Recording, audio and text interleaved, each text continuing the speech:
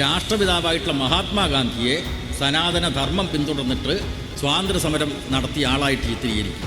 ഹിന്ദ് സ്വരാജ് എന്ന ഗാന്ധിയുടെ പുസ്തകത്തെപ്പോലും ഹിന്ദു സ്വരാജ് എന്ന് ചിത്രീകരിച്ചുകൊണ്ട് ഗാന്ധിജിയെപ്പോലും വളച്ചൊടിക്കാനാണ് ഇന്ന് ഹിന്ദുത്വ ശക്തികൾ പരിശ്രമിക്കുന്നത്. ഗാന്ധിജി താനൊരു സനാതന ഹിന്ദുവാണ് എന്ന് പരസ്യമായി പ്രഖ്യാപിച്ച ആളാണ്. പക്ഷേ ഈ സനാതനികൾ പറയുന്നത് പോലെ ജാതി ഐത്തത്തെ അദ്ദേഹം അംഗീകരിച്ചിട്ടില്ല. അതിൻ്റെ ഭാഗമായിട്ടാണ് ഐത്തം ഇല്ലാതാക്കേണ്ടത്. അത് ഹിന്ദു മതത്തിൽ നിന്ന് ഉള്ളിൽ തന്നെ ഇല്ലാതാക്കേണ്ട കാര്യമായിട്ടാണ് ഗാന്ധിജി കണക്കാക്കിയത്. അവിടെയാണ് ഈ കരിങ്കൊടി പ്രകടനമായിട്ട് സനാതനികൾ പ്രത്യക്ഷപ്പെട്ടത്. അവിടെ ജനങ്ങൾ കൃത്യമായി ഇടപെട്ടു. സനാതനികളെ അടിച്ചു ഓടിച്ചു ഗുരുവായൂരിൽ. ഗാന്ധിജിക്ക് നേരെ 6 വധശ്രമങ്ങൾ, അവസാനത്തത് വിജയിച്ചു. ആദ്യത്തെ വധശ്രമം തന്നെ സനാതനികളാണ് നടത്തിയത്. ഗാന്ധിയെ തന്നെ സനാതനിയായിട്ട് ചിത്രീകരിക്കുക. പക്ഷേ ഗാന്ധിയുടെ ജീവനെടുക്കാൻ പരിശ്രമിച്ചതും സനാതനികളാണ്. ഇന്നിപ്പോൾ നടത്തുന്ന പരിശ്രമം എന്താണ്? ശ്രീനാരായണ ഗുരുവിനെ സനാതന ധർമ്മ സന്യാസിയായി ചിത്രീകരിക്കുക എന്ന് മാത്രമല്ല, രാഷ്ട്രപിതാവായിട്ടുള്ള മഹാത്മാഗാന്ധിയെ സനാതന ധർമ്മം പിന്തുടർന്നിട്ട് സ്വാതന്ത്ര്യ സമരം നടത്തിയ ആളായിട്ട് ചിത്രീകരിക്കുക. ഇതാണ് ഈ കഴിഞ്ഞ 2024 RSSൻ്റെ മലയാളത്തിലെ പ്രസിദ്ധീകരണമായിട്ടുള്ള കേസരിയുടെ ഓണപ്പതിപ്പിൽ സനാതനധർമ്മത്തെപ്പറ്റി 13 ലേഖനങ്ങളാണ്. വായിച്ചു നോക്കേണ്ടതാണ്. 13 ലേഖനങ്ങൾ. ആ 13 ലേഖനങ്ങളിൽ ഒരിടത്ത് പറയുന്നത് സനാതനധർമ്മത്തിൻ്റെ അടിസ്ഥാനത്തിലാണ് മഹാത്മാഗാന്ധി സ്വാതന്ത്ര്യസമരം പ്രസ്ഥാനം കെട്ടിപ്പടുത്തത്. വല്ല സംശയമുള്ളവർ ഗാന്ധിജിയുടെ ഹിന്ദ് സ്വരാജ് വായിക്കുക എന്നതാണ്. ഹിന്ദ് സ്വരാജ് അല്ല, അതിനകത്ത് പറഞ്ഞ ഹിന്ദു സ്വരാജ് എന്നാണ്. നോക്കണം. യഥാർത്ഥത്തിൽ 1909 മഹാത്മാഗാന്ധി എഴുതിയിട്ടുള്ള പുസ്തകത്തിൻ്റെ പേര് ഹിന്ദ് സ്വരാജ് എന്നാണ്. ഈ രാജ്യത്തിലെ സ്വാതന്ത്ര്യ സമര പ്രസ്ഥാനത്തിൽ നേരിട്ട് നേതൃത്വം കൊടുക്കുന്നതിന് മുമ്പ് ഇന്ത്യയിൽ സജീവമായിട്ടുള്ള രാഷ്ട്രീയ പ്രവർത്തനം, സ്വാതന്ത്ര്യ സമര പ്രസ്ഥാനം ആരംഭിക്കുന്നതിന് മുമ്പ് മഹാത്മാഗാന്ധി എഴുതിയ പുസ്തകത്തിൽ ഹിന്ദു സ്വരാജ്, അങ്ങനെയാണ് ഹിന്ദു സ്വരാജ്. യഥാർത്ഥ പുസ്തകത്തിൻ്റെ പേര് ഹിന്ദ് സ്വരാജ് ആണ്. HINDSWARAJ. ഹിന്ദ് സ്വരാജ് എന്ന ഗാന്ധിയുടെ പുസ്തകത്തെപ്പോലും ഹിന്ദു സ്വരാജ് എന്ന് ചിത്രീകരിച്ചുകൊണ്ട് ഗാന്ധിജിയെപ്പോലും വളച്ചൊടിക്കാനാണ് ഇന്ന് ഹിന്ദുത്വ ശക്തികൾ പരിശ്രമിക്കുന്നത്. ഗാന്ധിജിയുടെ കേരളത്തിലേക്കുള്ള വരവുണ്ട്. ഗാന്ധിയുടെ ജീവിതത്തിൽ 5 തവണയാണ് കേരളം സന്ദർശിക്കുന്നത്. 1920 ഖിലാഫത്ത് പ്രസ്ഥാനത്തിൻ്റെ ഭാഗമായിട്ടാണ് മൗലാന ഷൗക്കത്ത് അലിയോടൊപ്പം കോഴിക്കോട് ഗാന്ധി എത്തുന്നത്. അന്ന് ഹിന്ദു മുസ്ലിം ഐക്യമാണ് പറഞ്ഞത്. അതിനെ തുടർന്നുള്ള മറ്റ് സന്ദർഭങ്ങളിലൊക്കെ 27, 34, 37, 25, 1925, 27, അതുപോലെ തന്നെ 34, 37 ഈ സന്ദർഭങ്ങളിലൊക്കെ വരുന്നത് ഒന്ന് ഖദർ പ്രചരണം, പിന്നെ ഹരിജൻ ഫണ്ട്, മറ്റൊന്ന് ഐത്തോച്ചാടന പ്രക്ഷോഭം.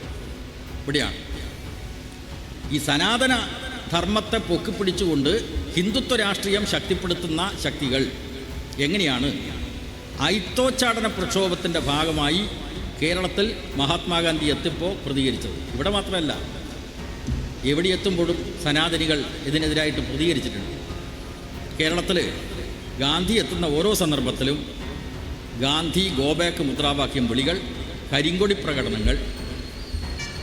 1934 പയ്യന്നൂരിൽ മഹാത്മാഗാന്ധി എത്തുന്നത്.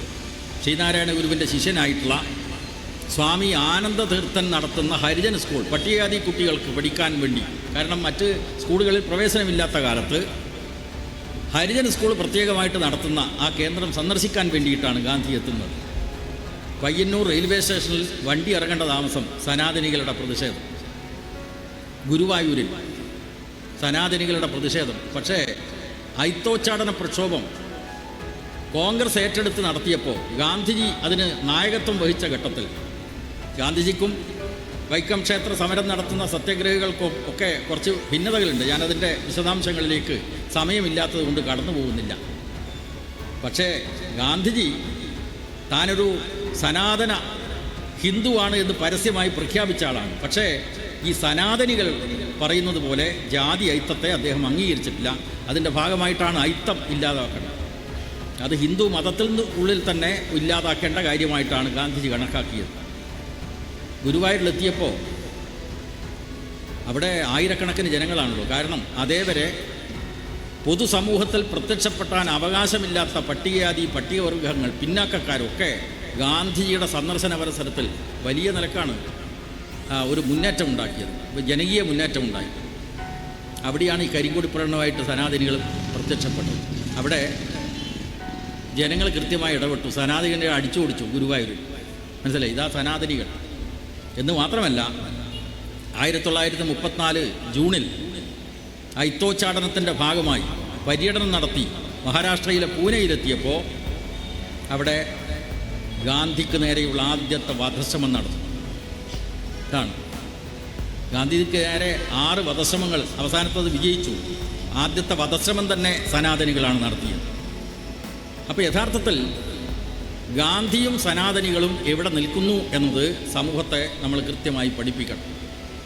അതാണ് ഗാന്ധിയെ തന്നെ സനാതനിയായിട്ട് ചിത്രീകരിക്കുക. പക്ഷേ ഗാന്ധിയുടെ ജീവനെടുക്കാൻ പരിശ്രമിച്ചതും സനാതനികളാണ്. മറ്റൊന്ന്, നേരത്തെ ഇവിടെ KN പറഞ്ഞ പോലെ ശ്രീനാരായണ ഗുരു. അപ്പോൾ ശ്രീനാരായണ ഗുരുവിനെ സനാതന ഹിന്ദു ധർമ്മ സന്യാസിയായിട്ട് ചിത്രീകരിക്കുക.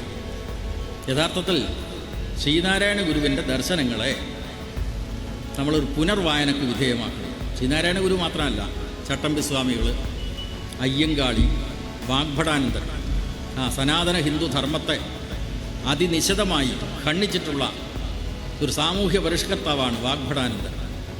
വിശദാംശങ്ങളിലേക്ക് കടന്നു പോകുന്നില്ല. ഇത്തരം നവോത്ഥാന നായകന്മാരുടെ ചിന്തകളെ നാം ഒരു പുനർവായനക്ക് വിധേയമാക്കണം. ആ തരത്തിൽ സനാതന ഹിന്ദുത്വം എന്ന സങ്കുചിതവാദത്തെ നമുക്ക് എതിർക്കാൻ കഴിയണം.